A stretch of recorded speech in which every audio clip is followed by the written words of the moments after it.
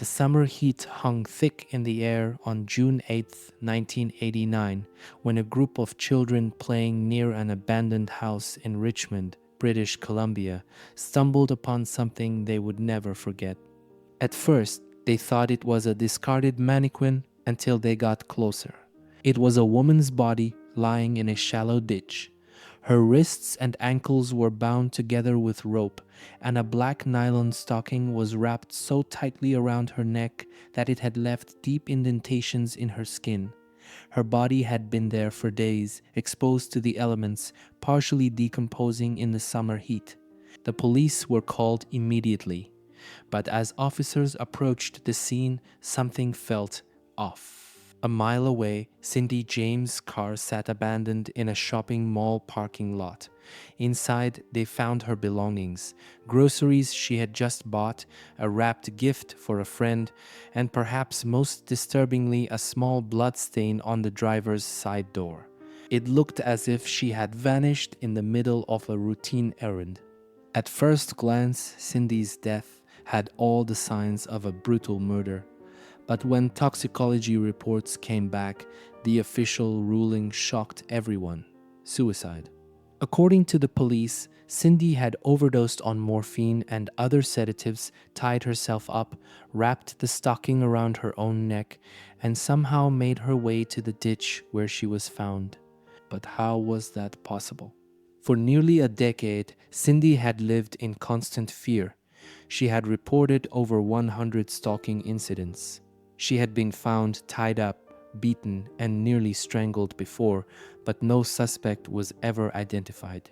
The police had their doubts about Cindy's claims, and when she was found dead, they concluded that she had staged everything, including her own death. But if Cindy had truly taken her own life, how did she manage to tie herself up? And if she had been murdered, who was behind it?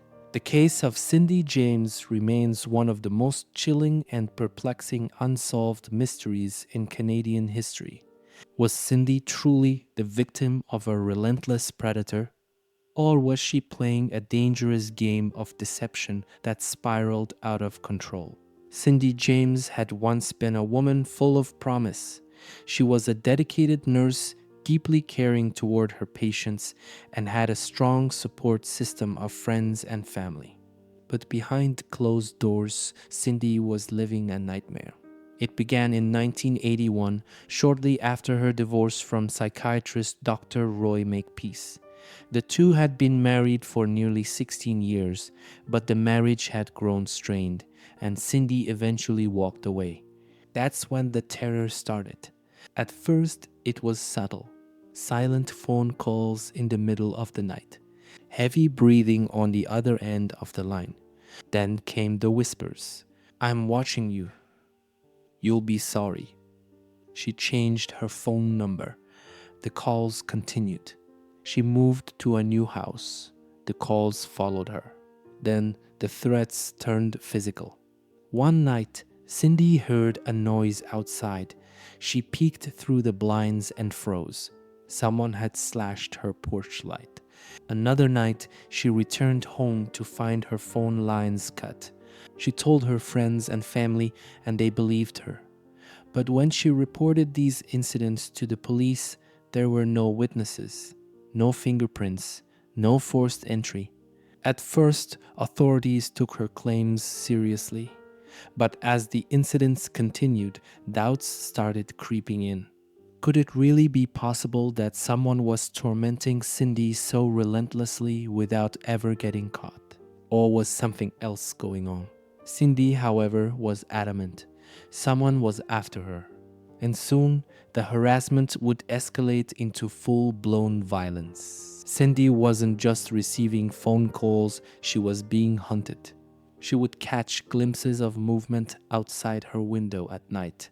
A dark figure standing just beyond the reach of the porch light. By the time she turned on the lights or called someone, the figure had vanished.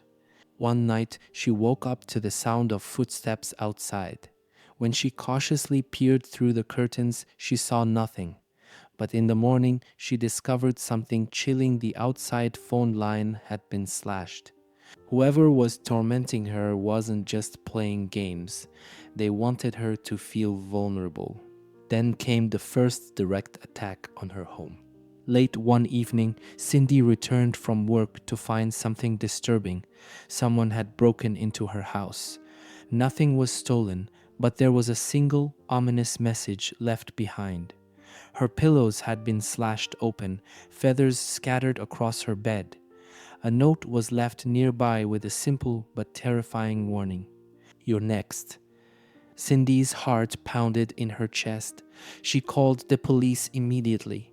But once again, there were no fingerprints, no forced entry, no evidence of a break in. The authorities were at a loss. Was Cindy the victim of a relentless stalker, or was she imagining things? Her friends and family had no doubt she was telling the truth.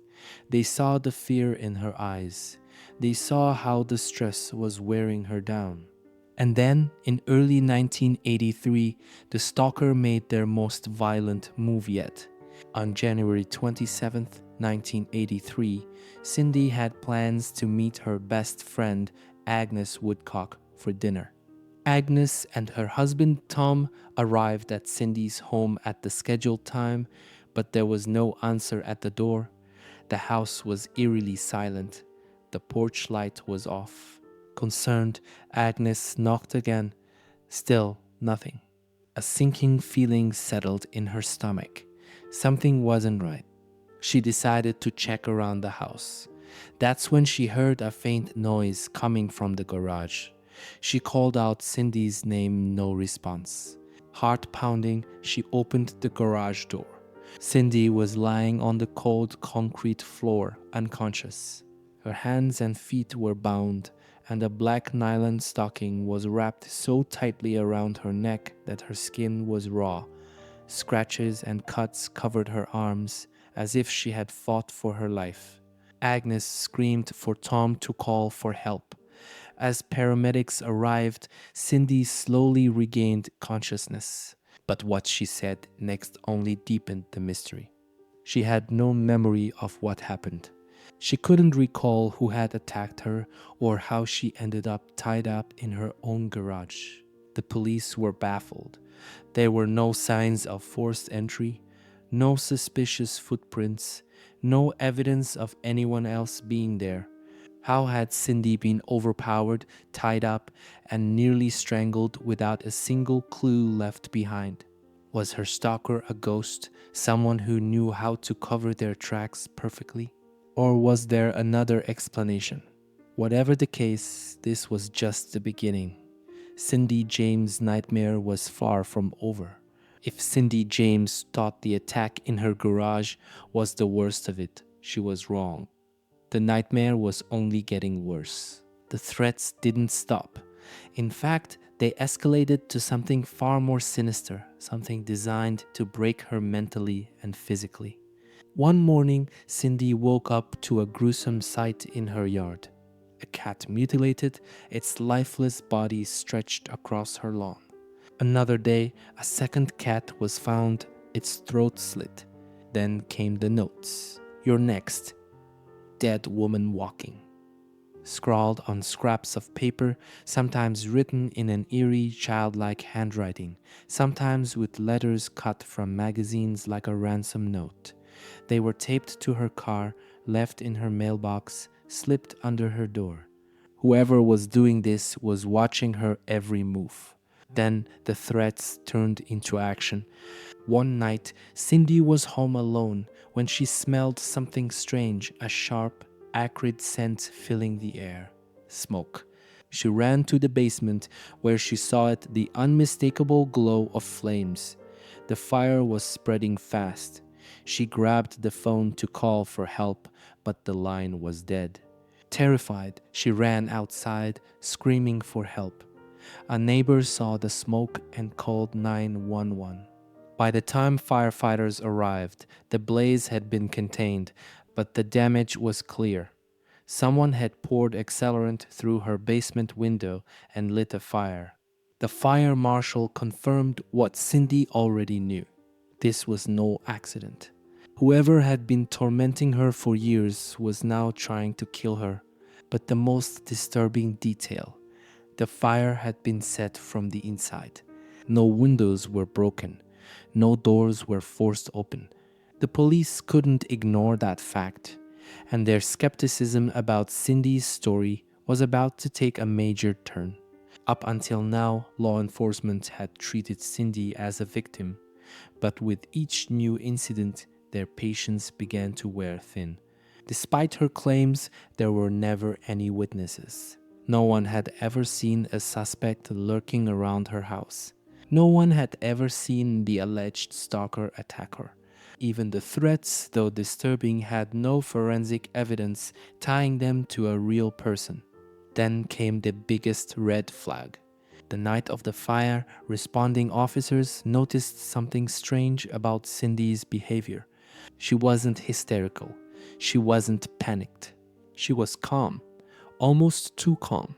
And when investigators questioned her, she was hesitant to give details. At times, she contradicted herself, saying she had seen someone outside, then later claiming she hadn't. Even more bizarre, Cindy refused to move into police protection. She could have stayed in a safe house. She could have had surveillance around her home. But she refused. Why? Some officers began to believe a shocking possibility. What if Cindy was behind the terror all along? Could she have been staging the attacks for attention? Or was there another explanation, one far more terrifying?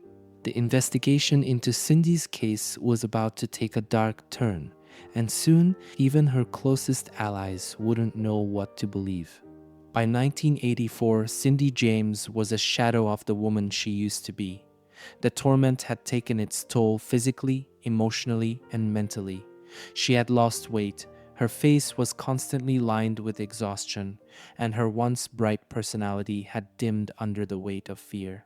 Her friends and family remained steadfast in their belief that she was in danger. They had seen the bruises, the slashed furniture, the dead animals left as warnings. They knew Cindy wasn't making this up. But the police, they weren't so sure. With no suspect, no evidence, and no leads, their patience was wearing thin, and they were beginning to believe that Cindy's worst enemy was herself. Several officers, including seasoned investigators, began to suspect Cindy was suffering from a severe psychological disorder. Perhaps she had convinced herself that she was being hunted. Maybe she was fabricating the attacks intentionally or not as part of a cry for help. When Cindy was presented with this possibility, she was furious, but the relentless stress had worn her down. Sleep deprived and emotionally drained, Cindy reached a breaking point. She checked herself into a psychiatric hospital for evaluation. For weeks, she remained under professional care, away from her home, away from the outside world. And that's when something terrifying happened. The phone calls continued. While Cindy was inside a secured facility completely isolated, the calls still came.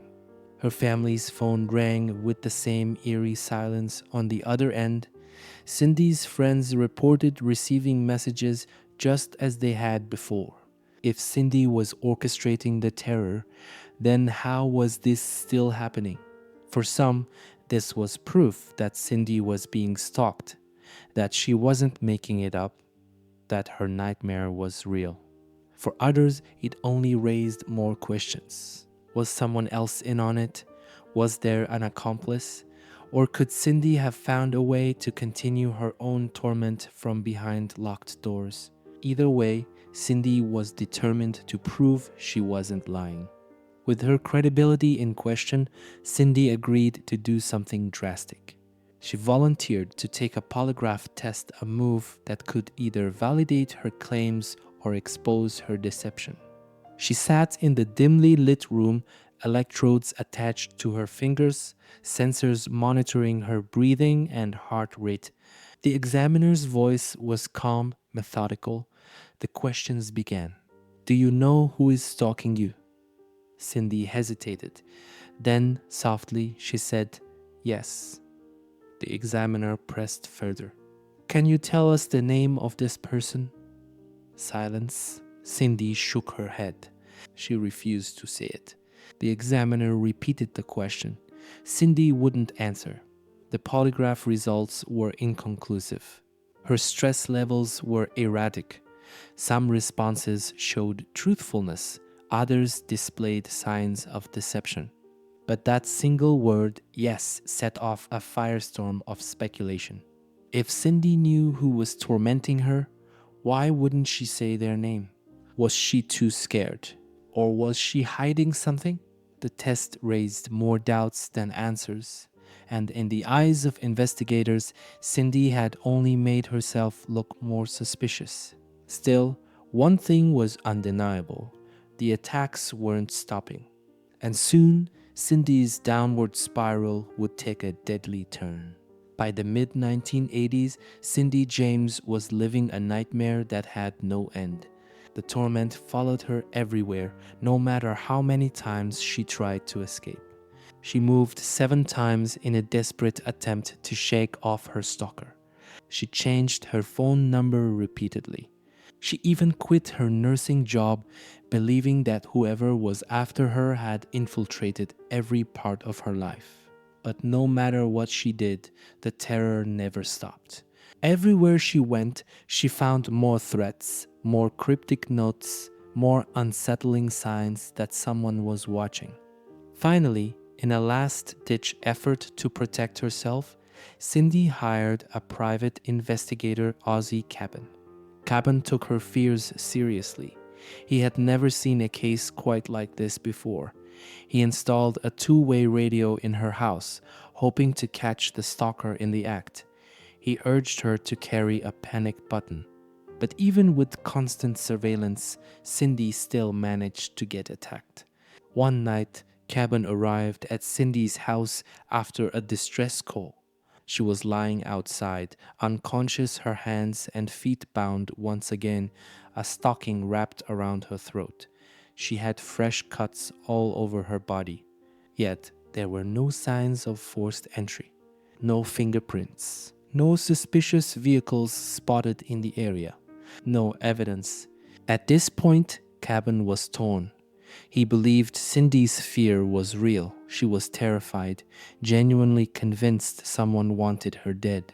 But if that was true, why was there never a single trace of the attacker? By 1988, Cindy's mental and emotional state was unraveling. She was paranoid, exhausted, and losing hope that anyone would ever believe her. She told her family and friends that she felt like she was losing her mind. And then everything came to a breaking point. Cindy had 1 year left to live. May 25th, 1989. It was supposed to be just another ordinary day. Cindy had plans. She picked up groceries. She bought a small gift for a friend. Everything seemed normal. Then she was gone. That evening, Cindy was expected to check in with her family. She never did. Hours passed. Her loved ones grew uneasy.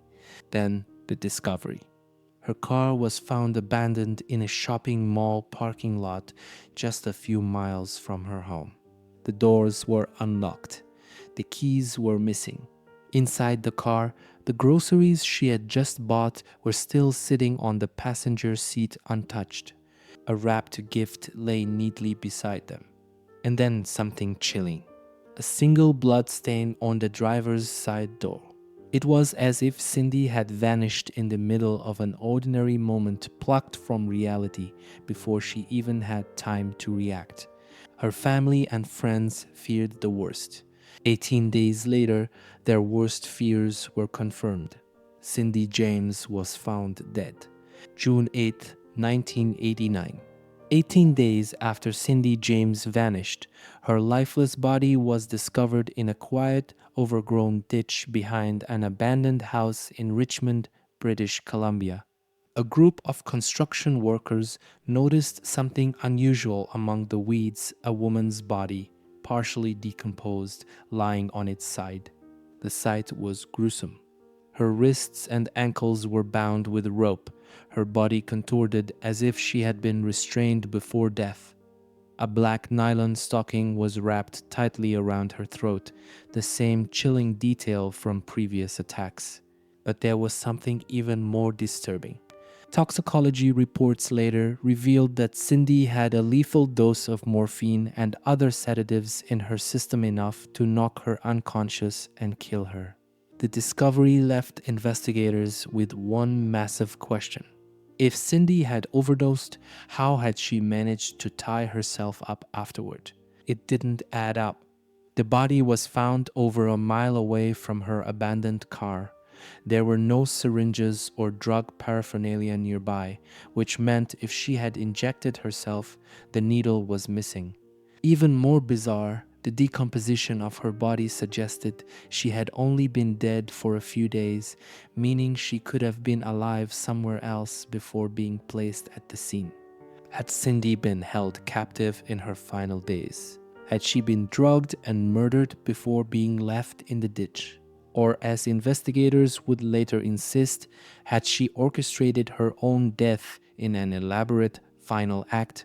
The official ruling was about to send shockwaves through everyone who knew Cindy James. Despite the overwhelmingly suspicious circumstances, police ruled Cindy's death a suicide.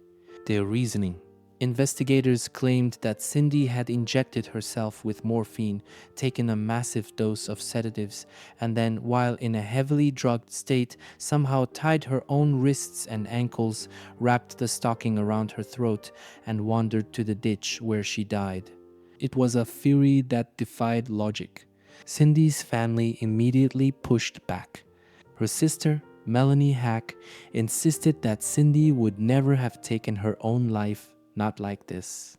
Her parents, Otto and Tilly, publicly stated that Cindy was murdered and that the police were covering up their failure to protect her. Even her private investigator, Ozzie Cabin, didn't believe the suicide theory. There's no way she could have done this to herself, Cabin later said in interviews. She was terrified. She knew someone wanted her dead. But the police refused to reopen the case. They dismissed Cindy's years of terror as a psychological breakdown, claiming that she had fabricated the stalking, orchestrated her own attacks, and ultimately ended her life in a staged crime scene. Her death certificate listed her cause of death as unknown, but the investigation was officially closed. The case was over, at least according to law enforcement, but the questions surrounding Cindy's death never faded.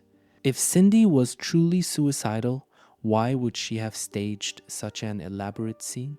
If she had been killed, then who was responsible and why did they get away with it? And if she had been held captive in her final days, where had she been before her body was found? No one had the answers. And Cindy James' case remains one of Canada's most baffling unsolved mysteries to this day. When it came to suspects, one name had surfaced over and over again: Dr. Roy Makepeace, Cindy's ex-husband. Roy was an intelligent, well-respected psychiatrist in British Columbia. At first glance, he didn't seem like the type of man who would be involved in something sinister. But Cindy had told people otherwise. During their marriage, Cindy had confided in close friends that Roy was controlling, even emotionally abusive at times. She had left the relationship in 1981, but in the years that followed, she began to fear him. She had even told police directly that she was terrified of her ex-husband. But here's where things got even more unsettling. During the investigation into Cindy's death, police discovered that Cindy had received threatening phone calls before she died, calls from a man whispering disturbing messages. When law enforcement played a recording of these calls for Cindy's family, they were stunned. The voice on the tape, it sounded exactly like Roy Makepeace. Even Cindy herself had once suggested to authorities that she suspected Roy was behind the terror she endured for nearly a decade. But when questioned, Roy denied everything. He told investigators that Cindy was suffering from severe mental illness, that she had fabricated the stalking, the attacks, and the threats. His explanation: Cindy was mentally unwell and had created an elaborate story that spiraled out of control. Even more chilling, after Cindy's death, Roy claimed he had received threatening phone calls himself. He provided police with a recorded message left on his answering machine, a menacing voice warning him to leave it alone. But was that call legitimate? Or had Roy staged it to deflect suspicion away from himself? Despite the eerie phone calls, the accusations, and Cindy's direct statements that she feared him, Roy Makepeace was never charged with anything. Without physical evidence, law enforcement never considered him a prime suspect. But if he wasn't responsible, then who was? There was still one other theory, one that divided everyone who studied this case. For nearly a decade, Cindy James had insisted that someone was after her. A relentless predator, a master manipulator, someone who watched her every move, someone who called her at all hours of the night, someone who left threats, broke into her home, and even tried to kill her. If Cindy had been telling the truth, then this person had successfully terrorized her for years while avoiding every police investigation. Some believed Cindy's stalker had been a highly skilled criminal, someone who knew how to cover their tracks. Was it possible that her tormentor was a stranger, a man obsessed with her, fixated on making her life a living hell?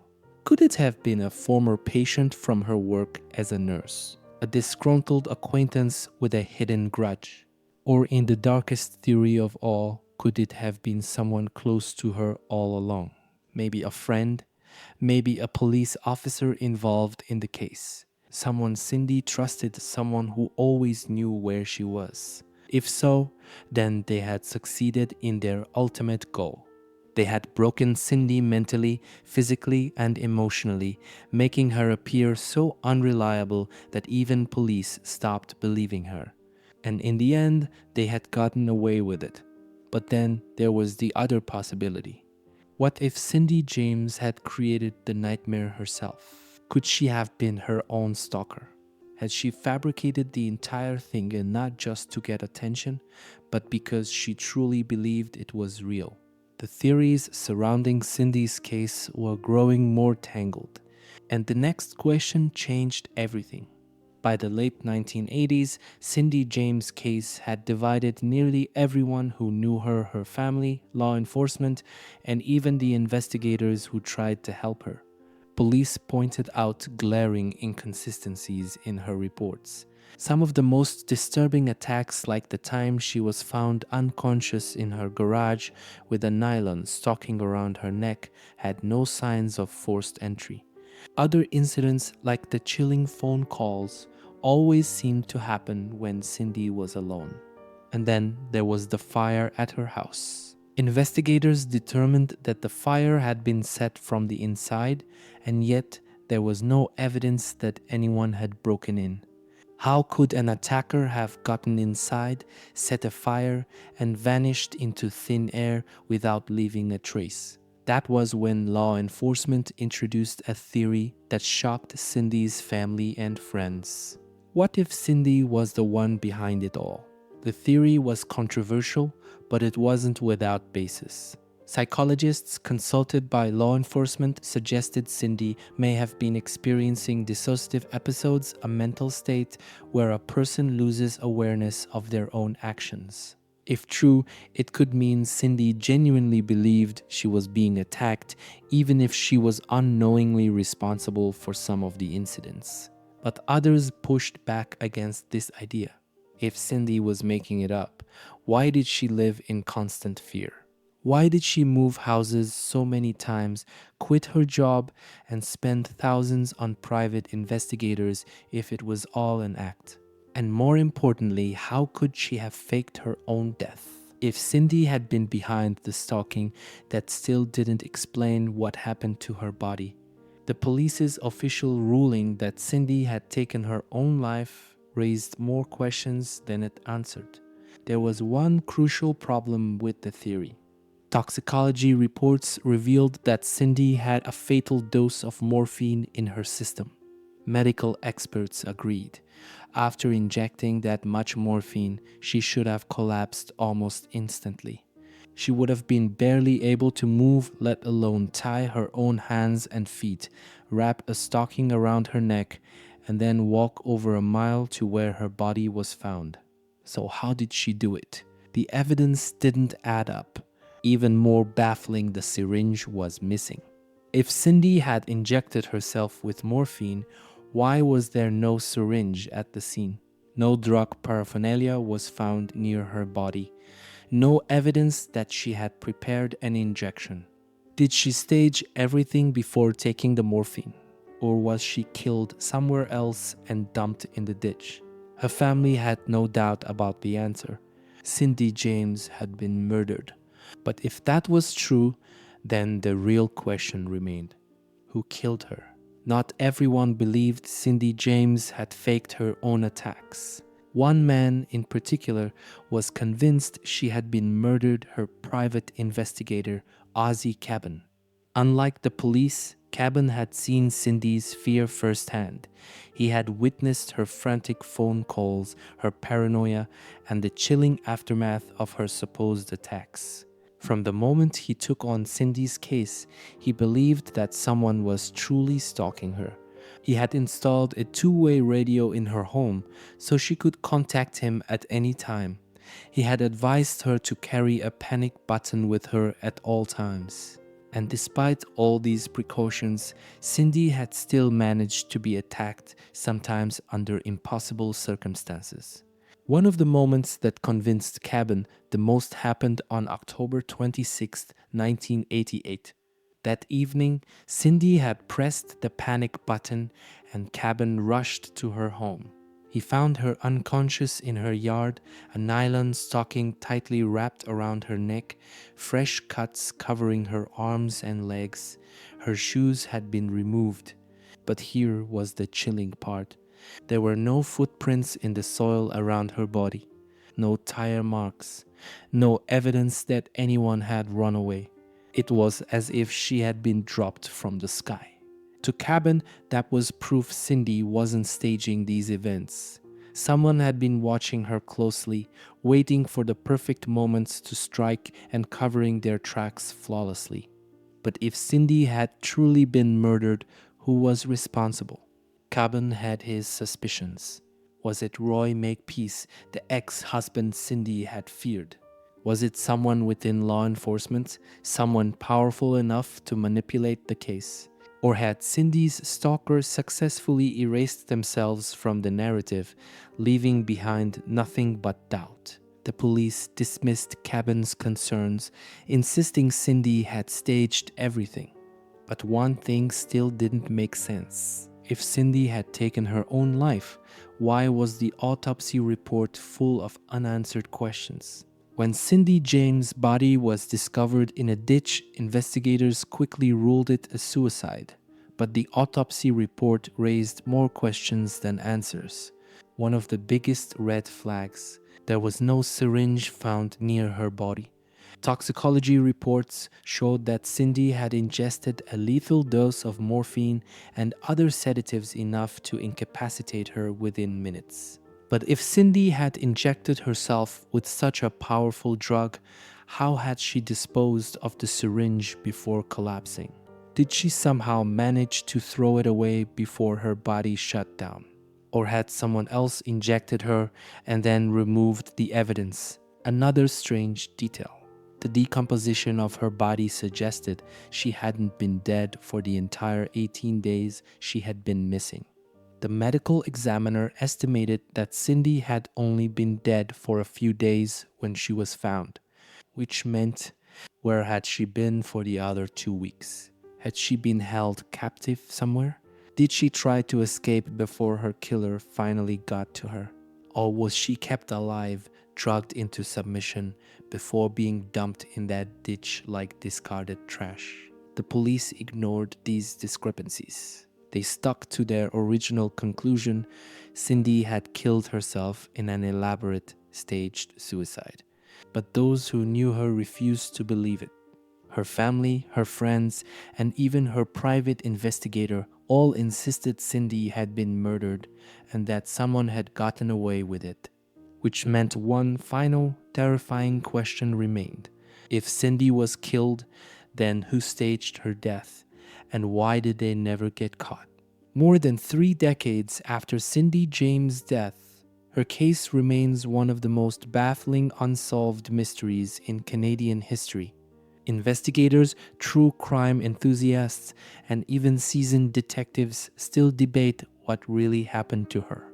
There are 3 primary theories, but none of them fully explain every detail. Theory 1: a psychological breakdown. The official police stance was that Cindy James fabricated the attacks and ultimately staged her own death. If this was true, it suggests she suffered from an undiagnosed psychological disorder, possibly dissociative identity disorder did, or a severe form of post-traumatic stress. Supporters of this theory believe that Cindy was both the victim and the perpetrator, unconsciously orchestrating a campaign of terror against herself. The inconsistencies in her statements, the lack of physical evidence pointing to an attacker, and the bizarre nature of some incidents like her ability to be attacked without witnesses made police question her credibility. But if Cindy had staged everything, how did she manage to tie herself up the night she died? And where was she for the 18 days she was missing? Even the strongest believers in this theory admit some things just don't add up. Theory 2: the unknown stalker. The theory that Cindy was being harassed by a relentless, unidentified stalker is one that many, including her private investigator, believed. The evidence, the threatening phone calls continued even when Cindy was in a psychiatric hospital where she had no access to a phone. The fire at her house was confirmed to be arson, but no suspect was ever found. The attacks on Cindy always seemed too elaborate for her to stage alone. But if Cindy truly had a stalker, why was this person never caught? Why were there never any witnesses? Was this person so skilled that they could avoid every police investigation for nearly a decade? Or was Cindy's tormentor someone close to her, someone she trusted who had inside knowledge of her every move? Theory 3: a calculated murder. Then there's the most chilling theory of all. What if Cindy was murdered by someone she knew? Her ex-husband, Roy Makepeace, had both the motive and the means. She had told police she feared him. He was a psychiatrist trained in psychological manipulation, and yet, despite all suspicions, he was never arrested. Could Cindy have been kept captive for days before being drugged and left to die? And if so, did someone in law enforcement help cover it up? It wouldn't be the first time a killer hid in plain sight. But without new evidence, the truth remains frustratingly out of reach. Decades have passed, but the case of Cindy James has never been solved. To this day, no one knows what really happened to her. Was she truly being hunted by an unseen predator? Did the police dismiss crucial evidence that could have caught her killer?